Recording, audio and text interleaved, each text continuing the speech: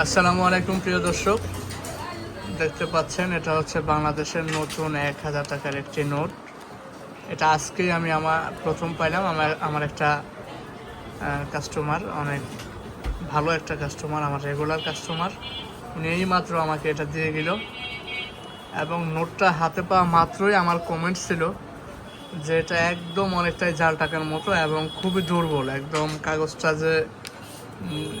যে মানের একদম নড়বড়ে, একদম দুর্বল। এটা বেশ কিছুদিন যদি হাতাহাতি করা যায় এটা নষ্ট হয়ে যাবে, টিকবে না। এটা আমার মতামত। আমি জানি না আপনাদের কার কি মতামত, তবে এটা আমার ব্যক্তিগত মতামত।